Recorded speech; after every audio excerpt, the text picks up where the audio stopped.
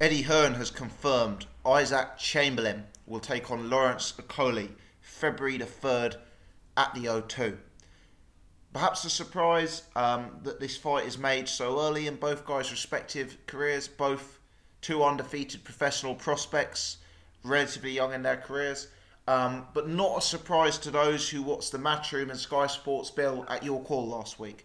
It was evident from that bill that huge pressure was mounting on Isaac Chamberlain to take the fight. After his win, Okolie looked into the camera and said that Chamberlain had to take the fight for the next matchup or he wouldn't be discussing his name again. Eddie Hearn also referred to the fact that Isaac Chamberlain hadn't agreed to the money in several interviews that I saw, which to me kind of indicated a growing pressure on Chamberlain to take the fight. Look, when your promoter is speaking to interviewers mentioning that you're not sure about taking the fight for money or other reasons, that's going to build the pressure, that's going to build the public asking questions and wanting to make the fight happen. So, I sensed at that point that this was a fight that Chamberlain was going to be pressured into, and I thought it was interesting because usually I think this is the kind of fight that Eddie Hearn would let marinate, and Eddie Hearn wouldn't necessarily like to rush.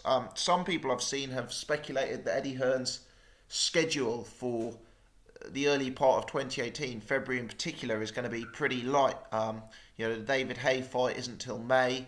Kell Brook, I think, is in March. It looks like Anthony Joshua is going to be March or April time, and I guess there's some sort of suggestion that Eddie Hearn needs a bill of some note in January, February to, keep it interesting, if you like. Now, my take is that Dillian Whyte was initially supposed to headline this bill February at the O2. And it now appears that Dillian Whyte is not headlining that bill for whatever reason. I think that the reason given is that Eddie Hearn has not been able to get an opponent for Dillian Whyte. And that Eddie Hearn is looking to make the Lucas Brown fight, but that fight will probably take longer to make because Lucas Brown is still keeping Whyte as a reserve option, hoping to get Parker. I guess Hearn's hope is that he can get Parker for Joshua, free up Lucas Brown to fight Dillian Whyte. So, that's one sort of possible way of looking at it, I guess. But either way, this fight's happening. And I find it interesting timing because I've heard Eddie Hearn say in one or two interviews, Isaac Chamberlain's people think that this fight does the O2. Isaac Chamberlain's people thinks this could sell out the O2. I see it as more of a headlining York Hall fight. But sure enough, he's put it on. He's put it on in February. And where's he put it on? The O2. So that kind of, for me, strengthens my belief that he's kind of pressured Chamberlain into taking this fight on the basis that Dillian Whyte had dropped out and he'd booked the O2 and he'd got a night with Sky Boxing all cemented, which he didn't want to lose. He didn't want to lose his booking at the O2. He didn't want to lose, a night with Sky Sports where, the scheduling's probably been cemented. So as a result, he's promoted this up the bill. Very, very interesting to see how this fight does in terms of the O2 because Eddie Hearn's been very critical about some of his competitors' ticket sales recently. I don't know how many tickets Chamberlain versus Okolie does. It doesn't at this point look like the undercard has any huge stars on that. We'll touch on that later on in the video, actually, the undercard. But, is Isaac Chamberlain, Okolie a big fight in terms of the box office? I don't know. I'm not sure of either guy having a track record of selling many tickets. I think I've actually seen in one or two places that Isaac Chamberlain was actually a particularly poor ticket seller. Interesting. I was at the O2 relatively recently. The kind of setup, for those who don't know, is like two bowls, like a lower bowl and an upper bowl.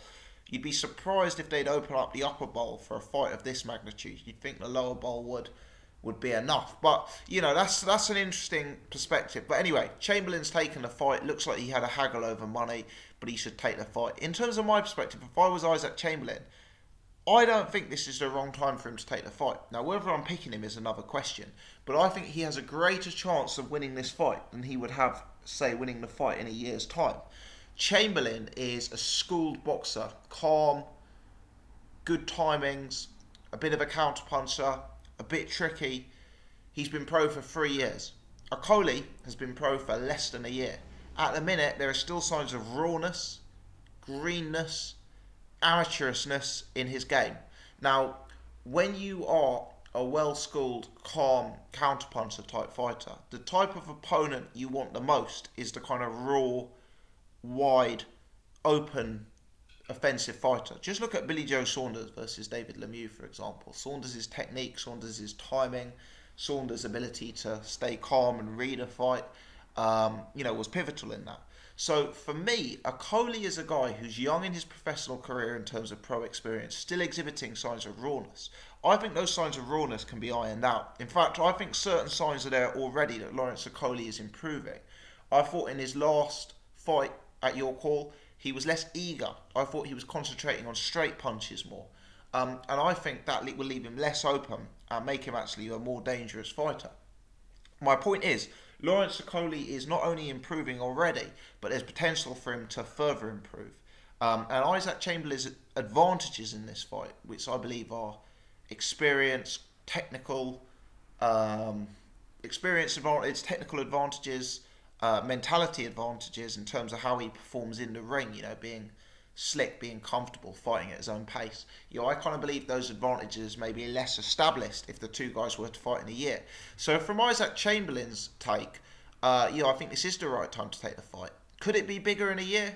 Yes, but one of them could also lose. Okolie could lose, Chamberlain could easily lose, and then the big payday is gone. And let's face it, if Chamberlain were to lose this payday, what do you think his earning potential is next year without Lawrence Okolie? Do you think he's going to be getting this type of money? Do you think he's going to be headlining or co-headlining a bill at the O2 without an opponent like Okolie? I doubt it. So I think this is Chamberlain's big opportunity, and it's his big opportunity for decent money, one would presume. I know Eddie Hearn's alluded to the fact he's getting the same money as Okolie for the fight. So it's a fight that kind of makes sense to him from that perspective, especially when his earning potential is limited elsewhere. And Okolie's only going to get better. Okolie's not going to get worse. So if I was Isaac Chamberlain, I'd be taking the fight. My prediction, and I actually covered this in a video, is this is one of the few fights, one in particular, where I've actually changed my mind.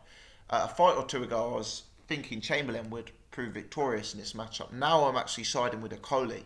I think Chamberlain's a very, very good prospect. I think Okolie's a lot more eye-catching. And I do think whilst Okolie overcommitting, being over-eager, and exposing himself technically is a real risk, whilst I do think that's a risk, I also think that his punches are a lot snappier, a lot more eye-catching, and I think he'll be the bigger guy, the harder-hitting guy on the front foot.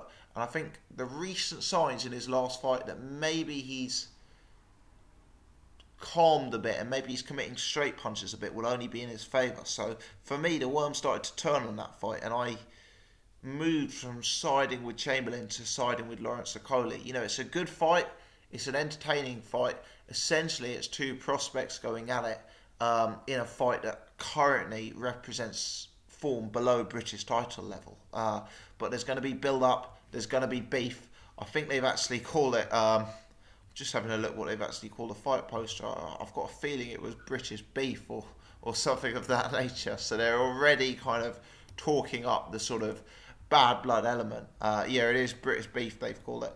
On the undercard, Joshua Buatsi, Felix Cass, Reece Bellotti versus Ben Jones, Ahara Davis. Now, Ahara Davis is a big name, but no opponent announced for Ahara Davis. Ted Cheeseman versus Carson Jones. I'll just say a word on Ted Cheeseman versus Carson Jones. That's a good fight. Really, really like that fight. I like both fighters there. If I'm not mistaken, they actually both fought on a bill that I attended last year at Wembley Arena, which was the bill where Ahara Davis fought Andrea Scarpa. And on that bill, Carson Jones came and upset Ben Hall and put in a really, really good showing doing so. It's a big step up for Ted Cheeseman. I like him very much as a prospect. I think he's very, very likeable. I think he's got a lot to offer, but it's a big step up. And Carson Jones is one of those guys you shouldn't be put off by his resume. 12 losses, 3 draws. It'd be easy to look at him and maybe dismiss him. But note that out of 55 ring appearances, he's only been stopped 3 times. And note that he himself has 30 KOs. He's fought at a fairly high level. Obviously, the fights against Kell Brook, etc. And he's actually upset some British fighters on several occasions, actually. Last time out, he had that fight, the highly controversial fight with Antonio Margarito, where Margarito got a very, very lucky technical decision. very, very controversial judging. But Carson Jones is a real solid fighter. He's a tough guy to beat. And if Cheeseman goes through him, I would be extremely impressed. Cheeseman's got a lot to offer, but he's young in his career, and I'm actually surprised Eddie Hearn's taken this gamble because, Cheeseman's still a young fighter, and I'd have thought he'd have maybe brought him on a little bit slower. But that's my take. Interesting fight that, which makes two interesting fights on the bill. We use the terms 50-50 quite loosely in boxing. Obviously, very few fights are legit 50-50, but Okolie, Chamberlain, Carson Jones, Cheeseman, for me, those are both circa 50-50 fights. You wouldn't say either one of them is wider than 60-40, let's put it that way. They're both interesting fights. Let's see who Ahara Davis gets on the undercard. Let's see if any other big fights are added. Interesting that Eddie Hearn hasn't made a fight for Dillian Whyte. If I was a heavyweight contender, Dillian Whyte would be the first person on my list to fight. For me, looks very beatable, lacking in technique. Some of the fear factor around him has gone relating to his power.